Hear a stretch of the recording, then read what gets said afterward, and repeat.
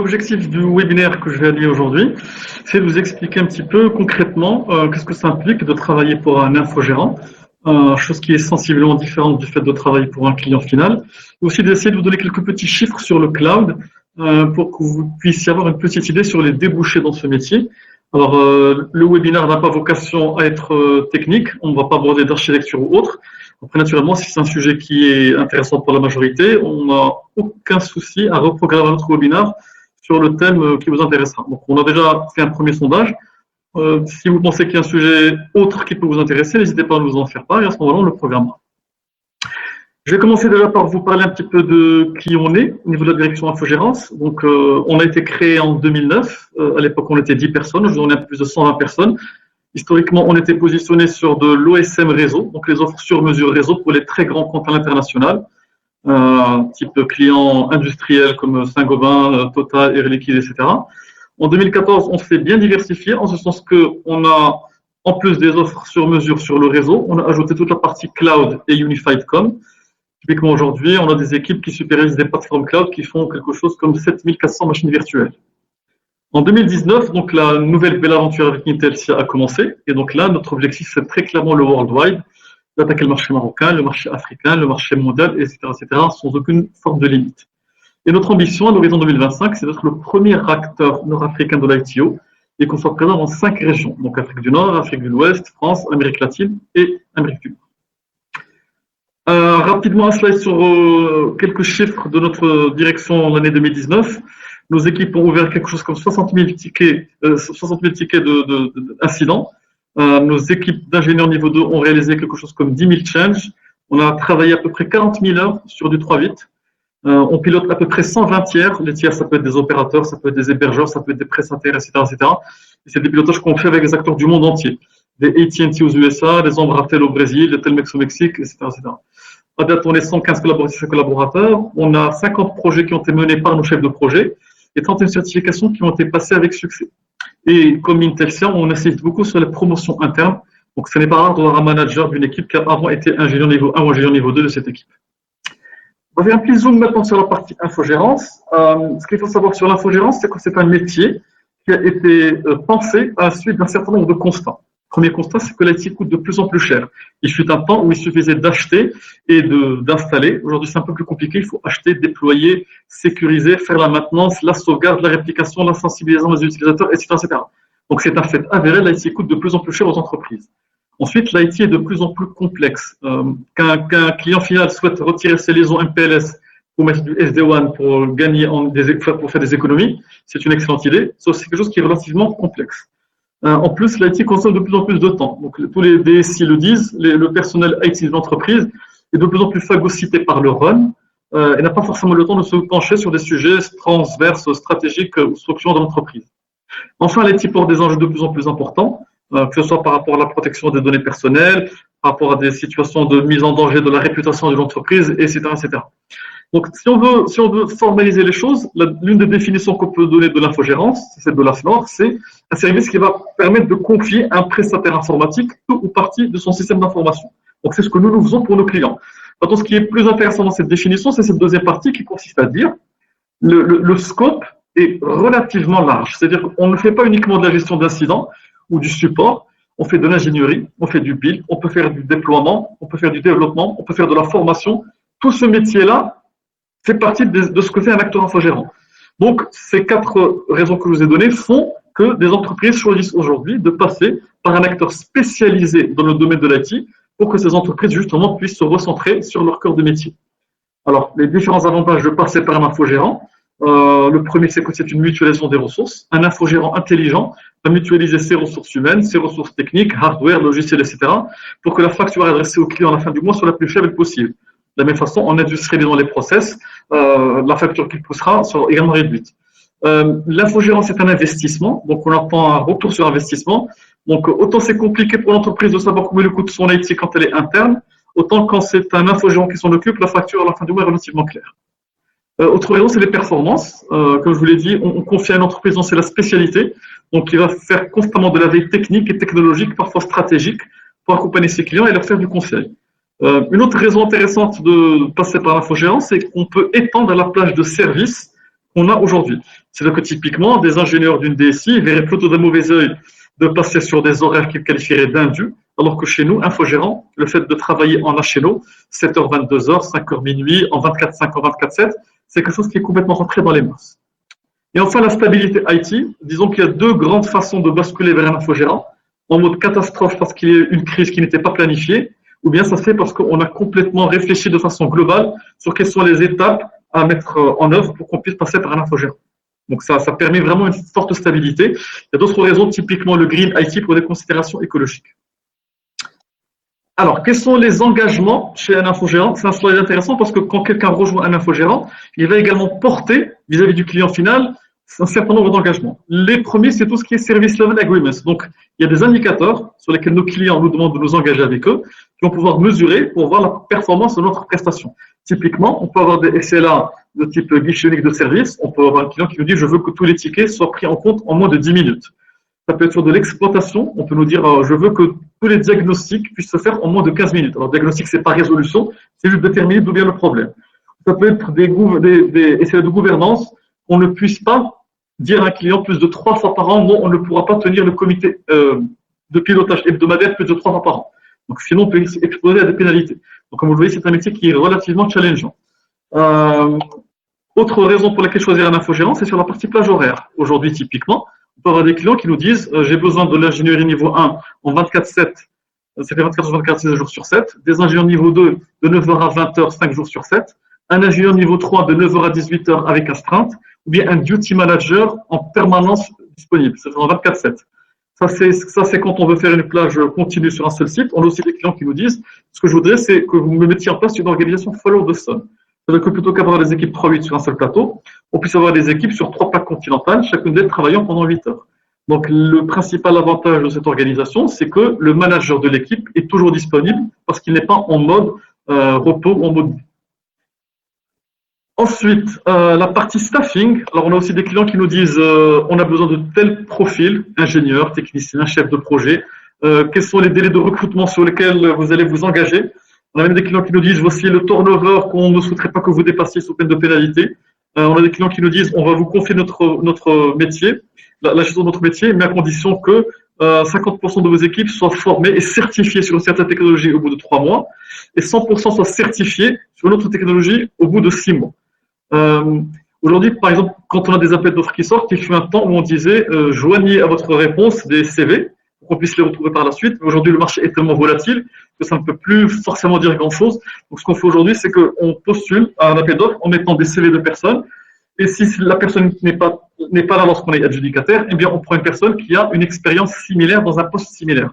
Donc, si on a poussé un CV avec 4 ans d'ancienneté en chef de projet, c'est le même qu'on trouvera par la suite. Et évidemment, la partie maîtrise des langues, français, anglais. Ça nous est déjà arrivé d'avoir des clients qui nous disent on a besoin que vous parliez espagnol. Du coup, on avait envoyé l'équipe à l'Institut Cervantes pour qu'ils puissent apprendre l'espagnol. Ils avaient passé la certification à Oulo. Autre raison de choisir un infogérant, naturellement, c'est la partie coût. Combien ça va coûter? Est-ce que ça va être dégressif? Est-ce que chaque année, le client va payer moins cher? Quel est le mode de facturation? Est-ce que ça va être un forfait? Ou est-ce que ça va être à l'unité d'œuvre? Et surtout, quelle va être la bande de variation? Si on se met d'accord avec un client pour un certain prix, il va avoir par exemple 100 change par mois, eh bien, on va mettre une bande de variation en lui disant si on en fait 105, on va vous facturer en plus. Donc, la partie coût, c'est évidemment un facteur déterminant. Via la partie transparence, on a des clients qui sont de plus en plus en mode on se rend compte que tous les grands infogérants se ressemblent. Un Atos, un Capgemini, un Intelsia, alors on a tous géré de très gros projets. Là où les acteurs peuvent un petit peu se différencier, c'est sur le fait d'être complètement transparent avec le client. Donc, on a des clients qui nous disent, à chaque comité de pilotage, on veut un slide dans lequel vous allez nous dire les difficultés techniques que vous rencontrez, les difficultés de recrutement, le turnover que vous avez, est-ce que des outils ne sont pas maîtrisés, etc., etc. Donc, on a des clients qui demandent une très, très forte transparence et c'est ce qui fait qu'on peut avoir une relation de confiance avec eux. Et enfin, dernière raison pour laquelle on peut choisir un infogérant, c'est la qualité de ce reporting, donc la granularité. Est-ce qu'on peut avoir un reporting sur un asset, sur un certain site, d'une heure à une autre heure? De la partie métrologie, est-ce qu'on peut avoir toutes les données sous forme de graphes pour détecter est-ce qu'il y a une tendance qui se dessine ou pas? Est-ce que le client peut avoir un accès en autonomie, c'est-à-dire en son propre portail pour qu'il puisse accéder à ces assets? Et enfin, le niveau de comitologie, les comités de pilotage, de direction stratégique, etc., etc., etc. Je vais conclure la partie infogérance en vous montrant notre catalogue de services. Alors, il est ce qu'il est aujourd'hui, mais je vous garantis qu'il va très bientôt changer. On est en pleine croissance. Euh, alors, on va peut-être commencer par le bas pour plus de clarté. Aujourd'hui, on intervient sur des domaines comme le réseau, la sécurité, le cloud et les unified cloud. Donc, les réseaux, on a des gens qui sont certifiés sur du Cisco. Sur la sécurité, c'est sur du Forti ou sur du Palo Alto. Sur le cloud, c'est sur de l'Azure ou du VMware, etc., etc.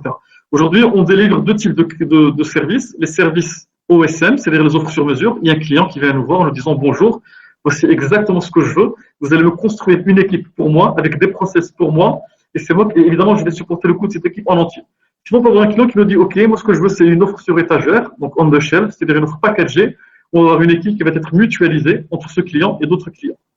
Tout à fait à droite, vous voyez la tranche horaire sur laquelle aujourd'hui on est positionné. Donc aujourd'hui, on est parfaitement en mesure d'adresser un client en heure ouvrée, en heure étendue, en 24/7 ou en follow the sun, puisqu'on est présent en Amérique latine, en Afrique, etc., etc. Alors, qu'est-ce qu'on fait concrètement? On fait du plan, du build, du run et du support. Le plan, c'est notamment la partie audit. Typiquement, on peut avoir un client qui nous dit « Bonjour, j'ai un Network Operation Center. Je voudrais que vous veniez l'auditer pour me dire est-ce que les choses se font convenablement ou pas. Ou bien « Bonjour, je suis passé par un autre infogérant pour me monter un NOC. Donc, j'aurais besoin de vous pour me dire est-ce que les choses se font correctement ou pas. » On peut aussi apporter du conseil. Récemment, on avait un client qui nous a dit je vais passer sur du SD-WAN. Sur l'appel d'offres, j'ai retenu 3 solutions avec 3 opérateurs telco différents. Ce que je voudrais, s'il vous plaît, c'est que vous, Interface Solutions, vous me montiez un proof of concept SD-WAN, en intégrant des équipements SD-WAN des 3 technologies avec les 3 opérateurs sur mon propre réseau, et pour qu'à la suite, moi, je fasse mes tests et que je dise, OK, je veux aller avec cet opérateur et avec cette solution. La partie conception, c'est typiquement lorsqu'on va avoir un client qui nous dit bonjour, je viens de racheter une entreprise qui venait elle-même de racheter 3 autres entreprises. On se retrouve donc 4 entreprises qui ont un plan d'adressage différent, un subnet différent, des règles de sécurité différentes et elles ne se parlent pas. Donc l'idée, c'est qu'on puisse avoir un seul grand réseau avec les mêmes prérequis de sécurité.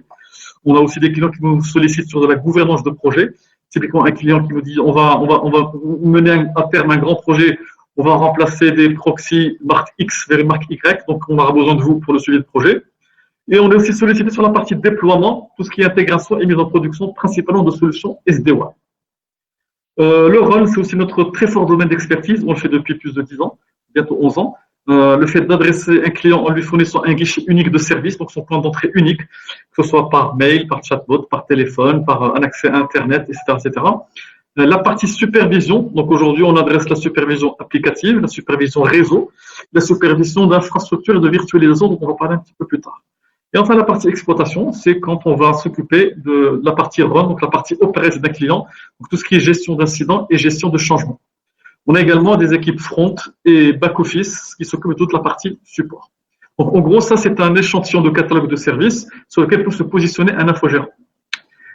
On va parler maintenant un petit peu plus concrètement de la partie cloud. Alors, au tout début, j'ai envie de vous dire, limite à l'âge des ténèbres, on avait ce qu'on appelait les mainframes. On a un serveur pour une application. Ensuite, on a vu le phénomène qui s'appelle le clustering, c'est-à-dire les computer farms, donc les fermes de calcul. On avait plusieurs serveurs pour adresser une seule application qui soit gourmande. Ensuite, c'est la virtualisation qui est apparue. On a plusieurs machines virtuelles qui sont exécutées sur une même machine physique. Et enfin, la virtualisation a évolué pour donner naissance au cloud. Et le cloud a changé les habitudes. On est passé d'un mode propriétaire à un mode locataire. Alors, on a encore beaucoup de personnes qui confondent virtualisation et cloud. On va essayer de résumer ça très rapidement sur un seul slide. La virtualisation, à peu près, tout le monde sait ce que c'est. C'est qu'on mutualise les ressources. Donc, une seule machine pour plusieurs applications ou plusieurs clients. On parle de scalability. Donc, scalability, aujourd'hui, c'est quelque chose qui est dépassé. Vous verrez avec le cloud, c'est un autre terme qui est employé. La scalability, c'est de pouvoir augmenter la cadence si on a de plus en plus de besoins. Et naturellement, abstraction faite de la location, donc l'application est quelque part dans les nuages. Je ne sais pas si vous vous souvenez, dans les anciennes présentations, quand on montrait Internet, on dessinait un nuage. Donc, c'est forcément ça dont on parle, c'est la partie cloud. Et évidemment, tout ce qui est disaster recovery sont gérés par le prestataire. Le cloud, qu'est-ce que c'est? Le cloud, c'est exactement la même chose que la virtualisation, sauf que ça va ajouter 5 autres attributs. Alors, ces 5 attributs, c'est la National Institute of Standards and Technology qui les définit. Le premier, c'est l'elasticity. En gros, c'est pour satisfaire une demande fluctuante. Là où la scalability permet d'adresser les demandes qui augmentent, l'elasticity, c'est pour gérer le client qui dit j'ai besoin de plus, mais j'ai aussi besoin de moins. Ce qui fait que, on va voir le deuxième point qui est on paye à la demande. C'est-à-dire on ne paye uniquement que ce qu'on consomme. J'ai besoin de plus, j'ai besoin de moins, j'ai moins, et ma facture va s'adapter à ma demande. Le resource pooling, évidemment, partage de ressources, rien n'est dédié, tout est partagé. On a aussi la notion de measured services, c'est-à-dire qu'on monitor le coût en temps réel. Si je vais passer par un opérateur cloud, je dois pouvoir avoir la possibilité d'avoir des alarmes threshold, c'est-à-dire des seuils d'alarme, où je vais par exemple configurer mon cloud pour qu'il m'envoie un SMS en me disant attention, tu vas consommer 90% du budget que tu t'étais alloué pour cette activité-là ou bien pour ce service. Et enfin, évidemment, Broad Network Access, une présence globale dans le monde, à tout le monde, partout dans le monde, et à partir de tous les périphériques. Ça peut être des liseuses Kindle, ça peut être des iPads, ça peut être des téléphones portables, ça peut être, voilà. Aujourd'hui, on est en mode device agnostique, quel que soit le périphérique, on doit pouvoir accéder à ces applications dans le cloud. Les différentes briques de services qui existent aujourd'hui sur la partie cloud, la première, c'est IaaS, c'est l'infrastructure as a service, donc c'est un petit peu le précurseur dans le domaine. Alors, la petite anecdote, c'est que on raconte souvent que c'est Amazon qui était le précurseur dans le IaaS, en ce sens qu'en 2001, lors de la période de Noël, les infrastructures d'Amazon n'étaient pas suffisamment dimensionnées pour supporter toutes les sollicitations des clients. Donc, ils ont loupé quelques commandes. Ils se sont dit, OK, en 2002, on va pas perdre de chiffre d'affaires. Ce qu'on va faire, c'est qu'on va multiplier par 4 les plateformes informatiques, comme ça on est sûr et certain qu'on ne sera pas dépassé par la demande. Donc, c'est exactement ce qui s'est passé, sauf qu'en janvier, ils se sont dit, OK, on a parfaitement réussi la période des soldes de Noël. Maintenant, qu'est-ce qu'on fait de toutes ces machines? On n'en a pas besoin. On ne va pas les vendre parce qu'on en aura besoin lors du prochain mois de décembre. Et si on les louait? Donc, le but, effectivement, c'était ça. Et c'est comme ça que le IaaS est né, c'est qu'on puisse louer des infrastructures plutôt que de les exploiter en mode achat. Donc, l'infrastructure, c'est de louer une puissance de calcul qu'on va utiliser. Toute la partie application, c'est l'entreprise qui l'a, mais le fournisseur, lui, va provider uniquement la partie infrastructure. Ensuite, on a l'offre plateforme as a service. Pour faire simple, les plateformes as a service, c'est principalement sur des sujets de développement. Alors, il fut un temps où, lorsqu'on voulait développer des applications, on avait de très gros logiciels comme du JBuilder ou autres qui nécessitaient des temps de compilation, d'interprétation relativement longs. Et dès qu'on touchait le PC, on avait la souris qui se transformait en sablier, ça veut dire que ça coinçait. Aujourd'hui, si on souscrit à une offre plateforme de service, ça veut dire qu'on va bénéficier de l'infrastructure d'un opérateur pour faire des développements. Alors, quel type de développement? Ça peut être des développements d'applications, ça peut être des développements de jeux vidéo, ça peut être des développements d'émulation. Par exemple, on a une application qui fonctionne sous Windows, on a envie qu'elle fonctionne sur Android. Donc, toute la partie développement se fera sur une plateforme. Ensuite, on a la partie software as a service. Alors, la partie software as a service a un petit peu révolutionné le mode de consommation. De la même façon que ça peut pas être plus judicieux de louer un livre plutôt que de l'acheter, ou de louer un film plutôt que de l'acheter, eh bien, on se dit, on va louer un logiciel, donc on va payer chaque mois une mensualité, excusez-moi, et donc quand on n'en aura plus besoin, eh bien, on arrêtera de l'utiliser. Ce qui fait qu'on passe d'un mode CAPEX à un mode OPEX. C'est plutôt pratique parce qu'on passe forcément par on passe forcément par un navigateur Internet, donc il n'y a pas besoin de maîtriser certains outils, et c'est complètement sécurisé, pas besoin de VPN si on passe par de l'HTTPS. Enfin, la dernière brique, c'est les containers as a service. C'est une sous-catégorie de l'infrastructure as a service, avec comme ressource fondamentale en partie de containers que de machines virtuelles. Pour information, le cabinet Gartner spécifie dans son étude de 2020 que infrastructure as a service devrait connaître une augmentation de chiffre d'affaires de 24% sur cette année. Donc, pour synthétiser un petit peu, l'infrastructure as a service, c'est pour vous si vous êtes plutôt administrateur de solutions. Plateforme as a service, c'est pour vous si vous êtes un développeur. Et software as a service, c'est plus si vous êtes un utilisateur. Très rapidement, un dernier slide un petit peu générique, c'est sur les différents modes de cloud. Alors, vous savez qu'on parle en général de 4 modes de cloud. Le premier, c'est le cloud public, typiquement sur de l'AWS ou de l'Azure. C'est un cloud qui est externe à l'entreprise, qui n'appartient pas à l'entreprise, qui appartient à un opérateur privé, qui est géré par lui avec des ressources qui sont complètement mutualisées entre tous les clients. Ça, c'est le cloud historique, c'est le cloud public. Maintenant, on a des entreprises qui se disent, OK, moi, je préfère mettre en place mon propre cloud, donc je vais acheter mes propres infrastructures, je vais acheter mes propres infrastructures, aussi bien sur la partie hardware que la partie logicielle, donc en mode SaaS, et tout sera dédié à la même entreprise. Alors attention, là aussi, on a beaucoup d'entreprises qui confondent le fait d'être en mode virtualisation et en mode cloud. Si on n'a pas de pay as you go, on n'est pas en mode cloud. Ensuite, on a les clouds hybrides qui sont également apparus, qui sont entre guillemets, la fusion de deux clouds, c'est le cloud public et le cloud privé. Dit autrement, il y a des entreprises qui disent, OK, moi ce qui m'intéresse, c'est je vais acheter moi-même mes propres infrastructures, mes propres serveurs, donc ce sera chez moi. Par contre, la partie applicative, il n'y a pas besoin de réinventer la roue. J'ai du Gmail, j'ai du l'Office 365, donc je vais activer la partie SaaS sur le cloud public et la partie IaaS sur mon cloud privé. Donc, c'est ce qui fait qu'on a un cloud hybride. Et puis, on parle aussi de cloud souverains, qui ne sont pas forcément très connus, mais c'est généralement pour ce qu'on appelle des GIC, des groupements d'intérêt commun, qui ne veulent pas dépendre de certaines réglementations, typiquement le Patriot Act, qui permet à certaines entreprises, qui ordonne à certaines entreprises le fait de donner leurs données, de fournir des données à l'opérateur de régulation. Typiquement, on peut avoir, par exemple, demain, un Banque Maghreb qui dit à toutes les banques, nous allons tous passer sur un cloud souverain, donc le fait que ce soit un cloud d'un groupement d'intérêt commun. Les avantages et les inconvénients du cloud, alors on parle beaucoup des avantages, mais aussi quelques petits inconvénients. Les premiers, alors on commence par les avantages, c'est les frais d'infrastructure qui n'existent pas, donc on n'a rien à acheter, on ne fait que louer. Donc l'investissement initial n'est pas très important. Il y a la partie Green IT, parce que ça consomme beaucoup moins d'énergie, que ce soit de climatisation ou électrique, d'avoir un grand data center plutôt que plusieurs petits data centers disséminés un peu partout. Réduction des coûts à l'usage, que je voulais dire, on ne paye que ce qu'on consomme. Une meilleure sécurité, parce que l'opérateur va s'assurer qu'il y a suffisamment de redondance pour éviter les pannes. Chaque entreprise va pouvoir se recentrer sur son métier historique. Et puis évidemment, il y a ce qu'on appelle la fin de l'administrateur héros. Genre, si l'administrateur n'est plus là, la société est en danger. Donc aujourd'hui, toute la partie IT se déporte, se délocalise vers le cloud. Par contre, il y a quelques petites problématiques. La première, c'est les problématiques d'achat. Les moyens de paiement ne sont pas forcément classiques. On n'est pas en mode devis, bon de commande, paiement 2 mois après la fin de la prestation. Pratiquement tout passe par carte bleue. Le paiement est à l'usage, donc il n'est pas forcément prédictif. On peut avoir des directeurs financiers qui disent on a besoin de savoir combien l'IT va nous coûter cette année. Eh bien, comme on ne paie que ce qu'on consomme et qu'on ne sait pas forcément ce qu'on va consommer dans 6 mois, l'usage n'est pas forcément très prédictif. Il y a des risques commerciaux, évidemment, parce qu'il y a une forte dépendance de l'opérateur. Si l'opérateur tombe, notre infrastructure tombe, d'où le fait de choisir un opérateur solide. Des coupures Internet, qu'elles soient volontaires ou non. Typiquement, certains pays coupent les connexions Internet quand il y a des débuts de manifestations dans le pays. On a aussi vu certains pays qui coupent l'accès Internet quand les étudiants passent le baccalauréat. Donc forcément, ça peut impacter les entreprises. Mais on ne peut pas imposer à un acteur cloud des exigences sur la partie certification ou leur imposer de faire des audits de sécurité. On est entre guillemets obligé de prendre ce qu'il y a et d'avoir uniquement le niveau de sécurité que l'opérateur a choisi.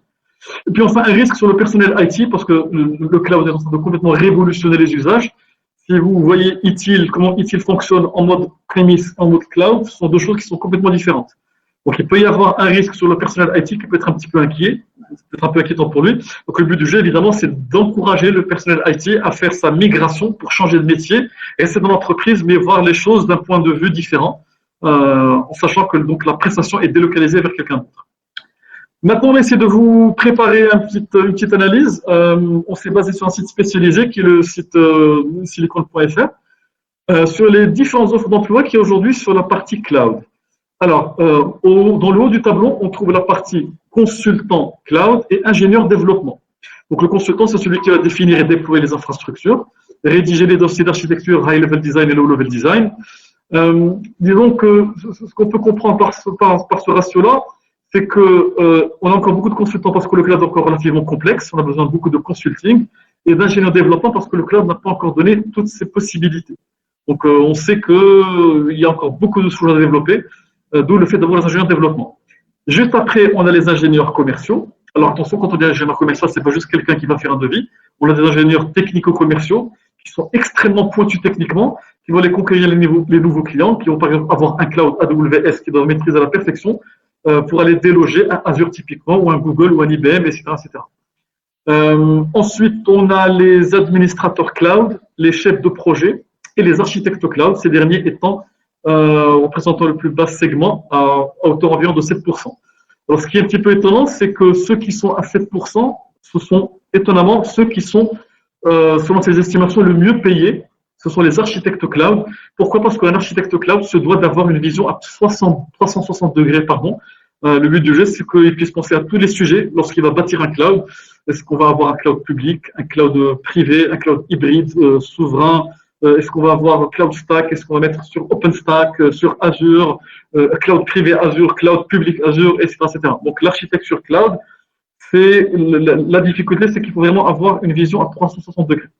Ensuite, on a d'autres métiers comme les administrateurs cloud. Généralement, ce sont des gens qui doivent certifier sur un domaine assez large, sur du Cisco, sur du Microsoft, sur du Red Hat. Des consultants cloud qui sont plutôt spécialisés dans une technologie et pas sur plus d'une technologie en règle générale. Des ingénieurs développement et des chefs de projet qui vont avoir des connaissances évidemment sur des méthodologies de type PMI, Prince, Scrum, Lean, etc. Donc ça, c'est une petite topographie sur les différents métiers du cloud qu'il y a aujourd'hui. Chez nous, qu'est-ce que nous avons comme prestations chez Intersite Solutions? Nous avons les ingénieurs d'exploitation niveau 1, les ingénieurs d'exploitation niveau 2, chefs de projet déploiement et administrateurs cloud du déploiement. Donc nos ingénieurs d'exploitation niveau 1, ils travaillent généralement en 24/7 ou bien en HNO, ils ont des certifications de type Cisco, Microsoft, Red Hat, VMware, etc., etc. Et leur travail consiste principalement à faire de l'exploitation, donc du maintien en condition opérationnelle des infrastructures de nos clients. Comme je le dis, aujourd'hui, on gère toute la plateforme cloud d'un de nos gros clients qui représente plus de 7000 machines virtuelles.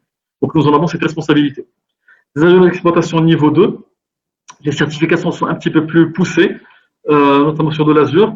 Ce sont surtout des personnes qui vont gérer les escalades techniques, gestion des demandes, participer aux réunions de crise avec le client, qui sont déclenchées aussi en astreinte en cas de besoin.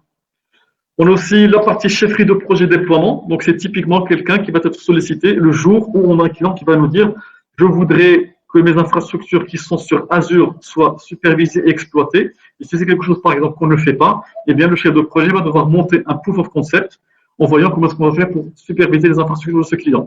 En se posant des questions du style, est-ce qu'on va passer par un outil Microsoft comme Monitor, Sentinel, etc. Ou bien est-ce qu'on va passer par des outils plus open source comme Nagios, Zabbix, Centrion, etc. Ou bien des solutions propriétaires de type NNMI, SolarWinds, etc., etc. Et enfin, administrateur cloud et déploiement, donc il travaille généralement de pair avec le chef de projet déploiement. C'est quelqu'un qui a, la principale caractéristique, c'est de très fortes capacités d'auto-formation. Et c'est quelqu'un qui va accompagner le chef de projet, parce qu'on va avoir un client qui va nous dire bonjour, je voudrais migrer mon outil de supervision, je voudrais migrer mon outil de métrologie. Est-ce que dans ce cas, une fois que je l'ai fait, est-ce que vous pouvez continuer à vous assurer que vous allez pouvoir poler les machines virtuelles, que vous allez pouvoir poler les routeurs virtuels, etc., etc. Donc en gros, ce sont les cloud opportunities que nous avons aujourd'hui, mais on est absolument certain que c'est quelque chose qui aura tendance à s'hyper spécialiser très prochainement, avec une très forte chance de voir l'apparition de l'ingénieur niveau 3 sur du cloud. Là où on a actuellement aujourd'hui sur le réseau. Alors juste, j'aimerais une petite minute pour dire que vous pouvez poser vos questions à droite. Donc, s'il y a des postes en particulier ou des métiers qui vous intéressent, sur lesquels vous aimeriez en savoir plus, c'est le moment. Vous pouvez les envoyer à droite. On a déjà reçu quelques questions et on répondra à toutes les questions à la fin. Merci. Le dernier slide, c'est pour vous donner un petit peu une journée type d'un profil ingénieur niveau 2 chez Intersite Solutions. Donc la journée commence par le stand-up, c'est un petit point éclair entre guillemets avec le manager d'équipe pour voir ce qui s'est passé pendant la nuit, quelles sont les consignes du jour, des checklists du jour avec des contrôles à effectuer. On passe ensuite généralement la gestion du front et du back-office, quelles sont les escalades techniques qui sont en cours, quels sont les issue reports générés par le niveau 1, quelles sont les demandes et changements qui sont planifiés pour la journée. Ensuite, c'est généralement des comités techniques, des réunions clients autour de sujets récurrents, donc du problem management, mise en place de solutions de contournement, nouvelles mises en prod, enfin les MEP, etc., etc. Et enfin, nos ingénieurs niveau 2 passent aussi beaucoup de temps sur la gestion des connaissances et de la documentation, donc rédaction de procédures pour le N1, animation des transferts de compétences, formation des équipes support, etc., etc., etc.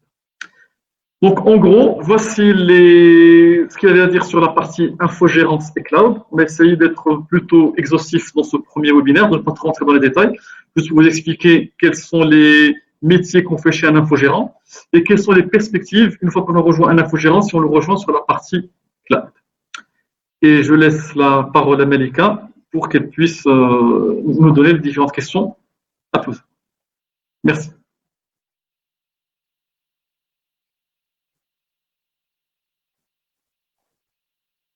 Alors, du coup, je vais repartager mon écran.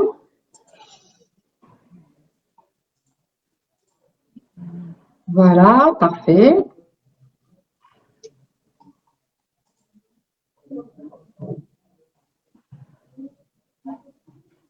On va attendre quelques minutes le temps que les questions arrivent.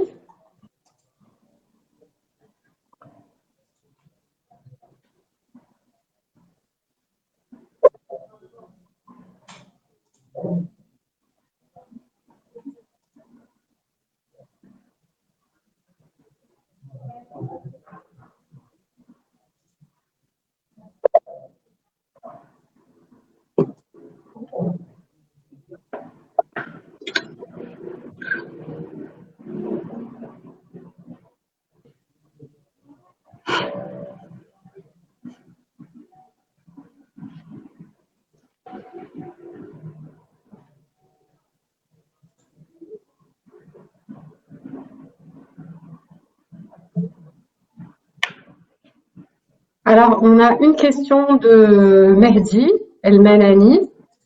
Alors, je ne suis pas sûre d'avoir compris la question, donc je te la pose, Jawhar, et sinon on demandera à Mehdi peut-être de préciser. Mehdi voudrait savoir quelle est la phase cachée du cloud.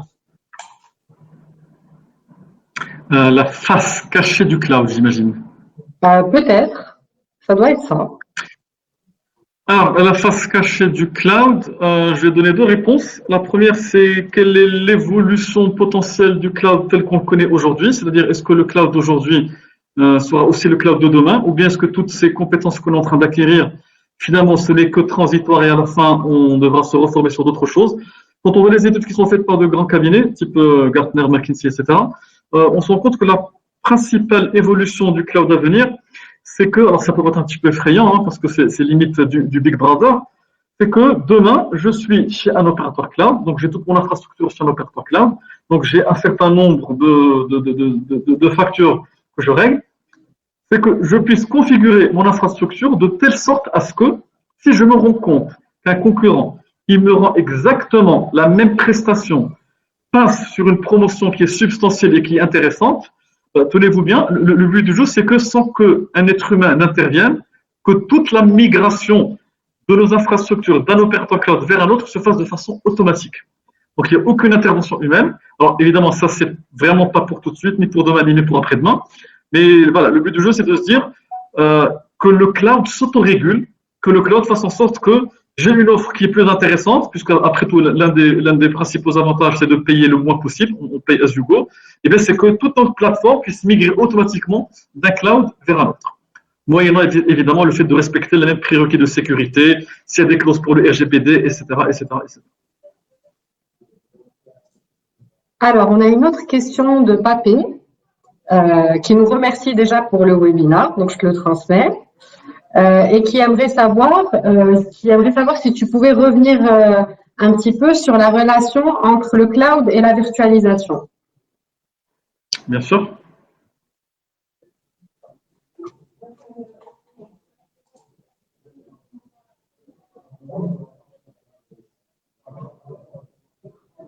Du coup, tu veux te remettre en partage, Jawhar? Bon, ça devrait aller, je vais faire la petite réponse rapidement, je pense. Ok.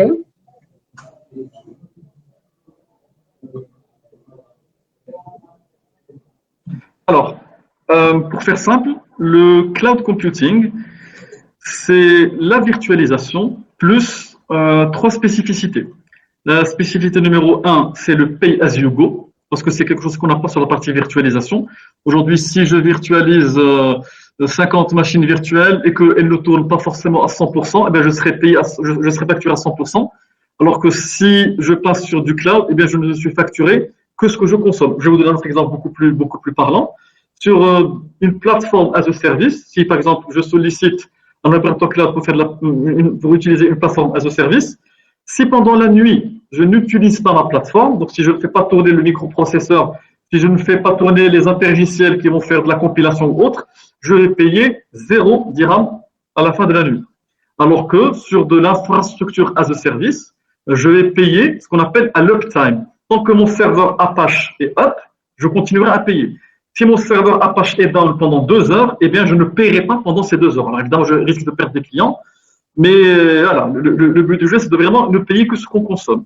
Donc ça, c'est donc cloud computing égale virtualisation plus 1, c'est le pay as you go. 2, c'est le self-service. Alors, je ne sais pas si vous êtes déjà allé dans des clouds de type Amazon ou autre, mais lorsque vous voulez, par exemple, acheter une machine virtuelle dans laquelle vous allez mettre un serveur Apache, une base de données MySQL, etc., tout est en mode self-service. C'est-à-dire que c'est à vous d'aller acheter ces produits, c'est à vous de les installer, c'est à vous de faire le maintien de votre infrastructure logicielle. Donc, le self-service, c'est je vais me servir moi-même et je suis moi-même responsable. C'est-à-dire qu'on va vous donner typiquement un espace pour avoir un serveur.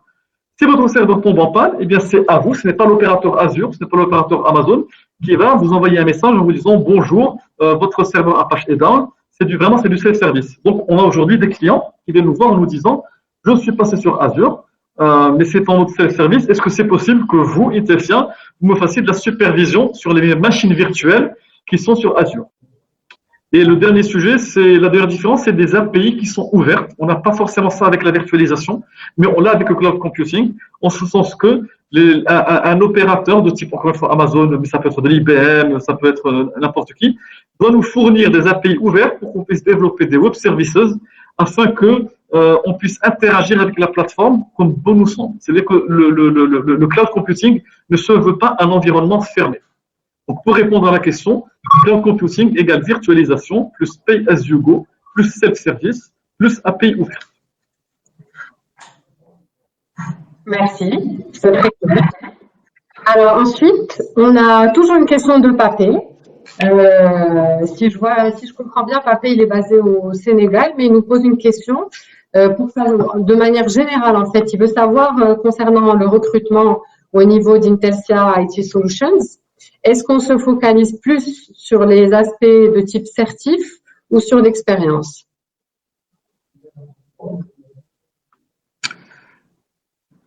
Alors, généralement, ce qu'on fait lorsqu'on publie une offre d'emploi, dans la job description, on dit certification, je ne sais pas, je vais dire n'importe quoi, Red Hat, CSA, ou bien niveau équivalent.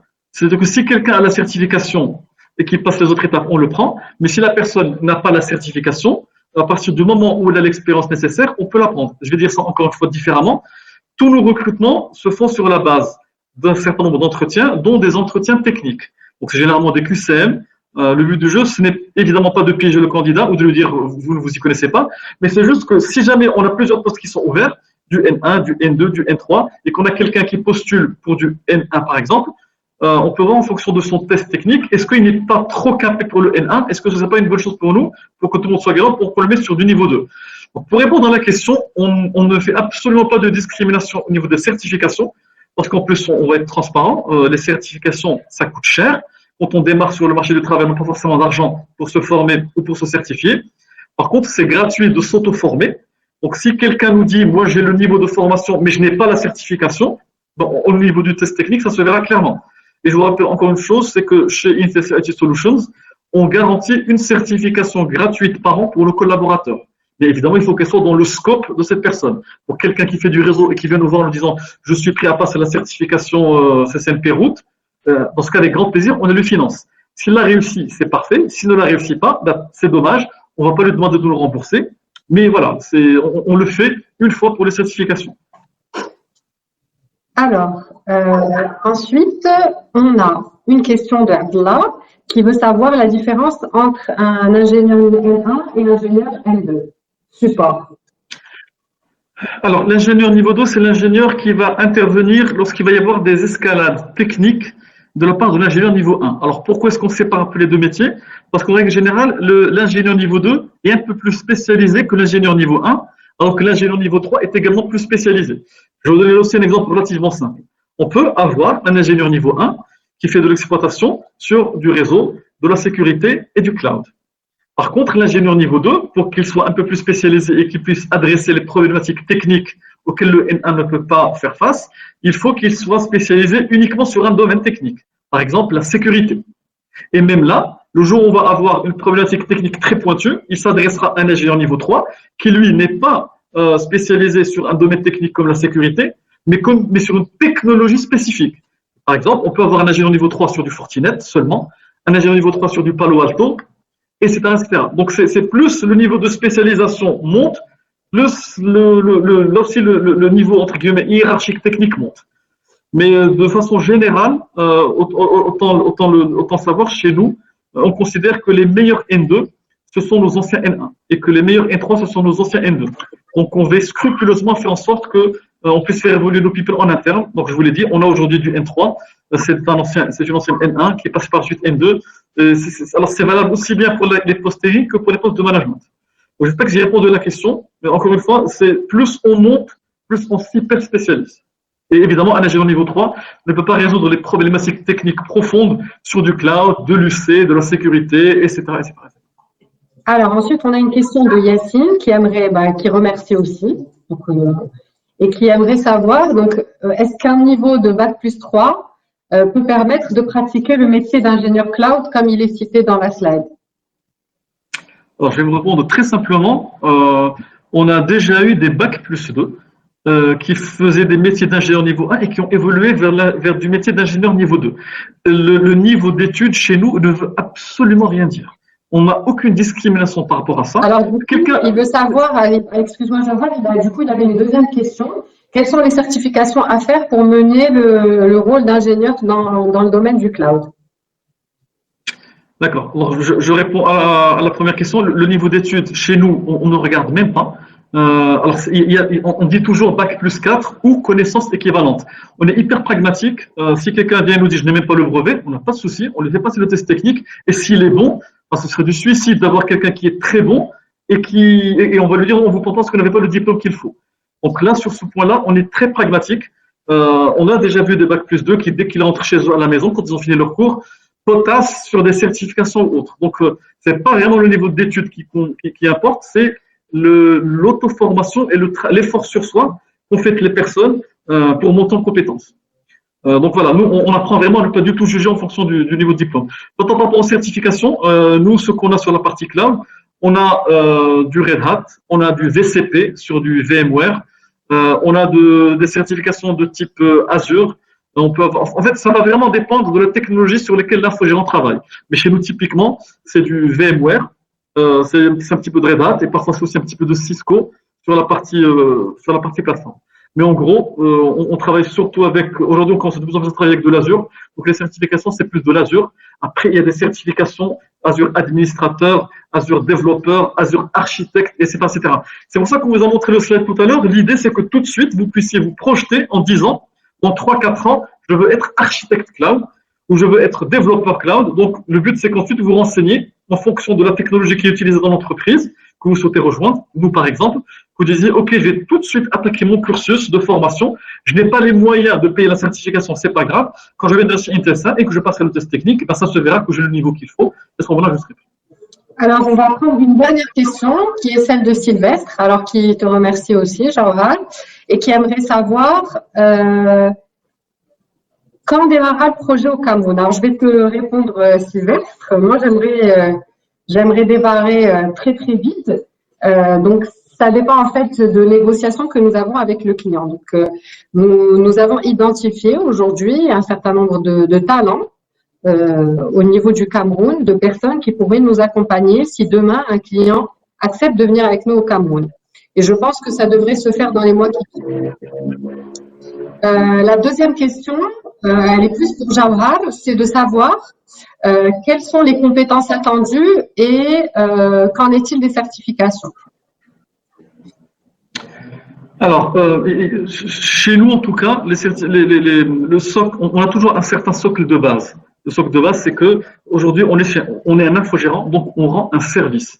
Donc la première chose qu'on dit à nos people, avant la partie certification, voilà, avant tout ça, c'est de se dire, aujourd'hui, si vous faites de l'exploitation pour un de nos clients, si vous êtes face à un client, c'est que le client a un problème. Et imaginez que vous soyez chez vous à la maison, vous payez une connexion Internet, vous n'avez pas d'Internet à la maison, vous n'êtes pas content, vous appelez quelqu'un pour vous plaindre. Donc, il faut tout de suite faire preuve d'empathie pour se mettre à la place du client. Donc, l'une des premières choses qu'on vérifie avec nos ingénieurs, c'est, mais vraiment au-delà complètement de l'aspect technique, c'est la notion de service qui va être rendu à notre client. On va faire preuve d'écoute active, reformuler lorsqu'on n'a pas compris. Voilà. Donc, il y a tout un socle de base sur ce qu'on appellerait les compétences interpersonnelles. Ensuite, les autres compétences qu'il y a, c'est principalement aussi des compétences en termes de langue, avant même de parler sur la partie technique. Aujourd'hui, par exemple, on doit avoir 50% de nos équipes qui parlent français et anglais. Pourquoi? Parce que des fois, on peut avoir affaire à des opérateurs qui sont en Inde, et à ce moment-là, on est obligé de parler avec eux en anglais. Donc, tout dépend du poste sur lequel on se positionne. Donc, il y a la notion de service, il y a la notion de compétences interpersonnelles, il y a la notion de communication, et au-delà de tout cela, en dernier lieu, j'ai envie de dire, il y a la partie technique. Pourquoi est-ce que c'est en dernier lieu? Tout simplement parce que, supposons que j'ai une personne avec une tête bien faite, une formation de 5 jours sur du VMware fera faire en sorte que la personne, au bout de 2-3 semaines, puisse se certifier. Alors que si on a une personne où on est obligé d'avoir une très forte compétence orale et écrite en français ou en anglais, c'est sûr et certain que 2 ou 3 semaines ne vont pas suffire. Pareil, si on a des lacunes en compétences interpersonnelles ou le fait de se mettre à la place du client, c'est ce genre de choses qui prend un peu plus de temps. Donc, moi, tout ce que j'ai envie de vous dire, c'est surtout ne soyez pas rebutés par la partie technique. On est aussi là pour vous accompagner. On est aussi là pour vous aider à monter en compétences. On forme nos collaborateurs. On n'est pas du tout un souci par rapport à ça. Il faut juste qu'on sente qu'il y a de l'intérêt, que vous avez entrepris des démarches, que vous les ayez menées jusqu'au bout, ce serait parfait. Si ça n'a pas été le cas, on a juste envie de savoir pourquoi. Et puis voilà, la clé pour réussir dans notre métier, c'est d'avoir envie. Donc, juste montrez-nous que vous avez envie, qu'est-ce que vous avez fait, et nous, on fera le reste du chemin ensemble. Alors, du coup, bon, on a eu quelques autres questions. Malheureusement, on ne va pas pouvoir répondre à toutes les questions. Je vais simplement, peut-être en même temps, je réponds à une question et puis c'est aussi notre conclusion. Donc, c'est des personnes qui m'ont demandé comment se passe le process pour des recrutements internationaux. Donc, ce qu'il faut savoir, donc je vous ai mis le lien, mais vous pouvez également, on vous l'enverra par mail pour toutes les personnes qui ont participé au webinaire. Quel que soit le pays dans lequel vous êtes présent, vous pouvez postuler à nos offres sur recrutement.intelsia.com. Et effectivement, en fonction des besoins, on pourra recruter, donc comme on vous l'a expliqué, à partir du Cameroun, du Maroc. On recrute aussi en ce moment à partir de la France, en fait, à Marseille. Donc, il ne faut pas hésiter à regarder, à nous suivre aussi sur LinkedIn pour avoir nos actus et savoir quelles sont les nouveautés et les projets en cours. Et puis, évidemment, vous avez notre adresse mail qui est itsolutions@intelsia.com qu'on vous enverra aussi dans le mail où vous pouvez nous contacter si vous avez d'autres questions. Merci en tout cas pour votre participation. Merci à toi, Jawhar, pour merci Melika, merci à vous. Belle présentation. Et je vous dis à très bientôt. Donc, petite précision, donc les Tech Talks d'Intelsia, on en fera assez régulièrement. Donc, peut-être une fois tous les 2 mois, on parlera d'un sujet techno pour que toutes les personnes qui sont intéressées par notre domaine puissent bénéficier de l'expertise de nos talents en interne. Et je vous souhaite une belle après-midi et à bientôt. Au revoir, au plaisir.